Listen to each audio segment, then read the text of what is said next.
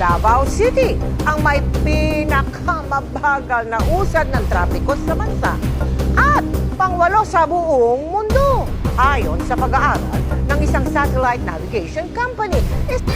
Nakakahiya nga ba ang Davao City ngayon? Dahil ito ay nanguna sa buong Pilipinas sa pinaka-traffic na lungsod. Dahil ayon yan mismo sa TomTom Traffic Index.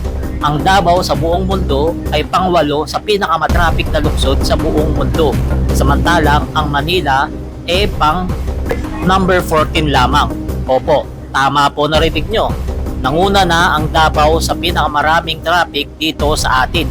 Ibig sabihin yan, mahirap ngayon magpunta sa Davao dahil sobrang traffic pala sa lugar na yan. Dahil dyan, pinapaniwalaan naman ng maraming Pilipino na panahon na para magkaroon ng bagong mamumuno sa Davao. Oras na para palitan yung mga Duterte na naghahari-harian sa Davao. Dahil sa tinagal-tagal daw nila sa pwesto, hindi daw nila matanggal-tanggal ang traffic sa lugar na ito. At hindi lang yan, hindi lang traffic ang problema sa Davao City. Maging ang pagbabaha ay problema rin sa lugar na ito. Dahil kitang-kita natin sa mga nagdaang panahon na konting ulan lamang pero sangkaterbang baha ang nararanasan ng mga taga Davao.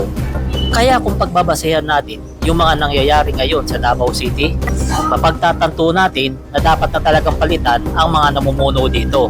Dapat nang palayasin ang mga naghahari-harian dito.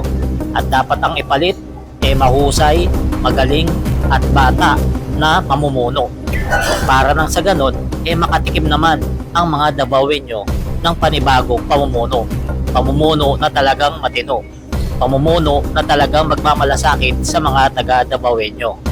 Etong traffic na to, example lamang ng bigong pamumuno ng mga Duterte dito. Hindi nila napaghandaan ang pagiging matraffic ng kanilang lugar. Hindi nila napag-isipan na balang araw sa kabila ng pag-unlad ng Davao City, magiging congested ang lugar nila. At eto na nga ang nangyayari ngayon. Kaya sa mga taga-Davaoenyo, pag-isipan ninyong mabuti kung sino ang inyong iboboto. Boboto ba kayo sa isang pamilya na matagal na naghahari-harian sa inyo?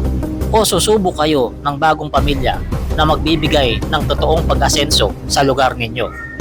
Kaya sa darating na halalan, pag-isipan ninyong mabuti kung sino ang isusulat sa balota. Huwag banat ng banat, huwag bira ng bira.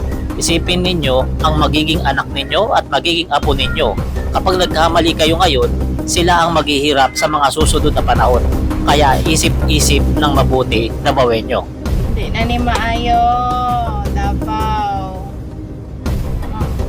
Okay ni asaman mo, walay spaghetti sa inyong ha? Walay spaghetti pasta? Anong sa Davao man mo mag-grocery?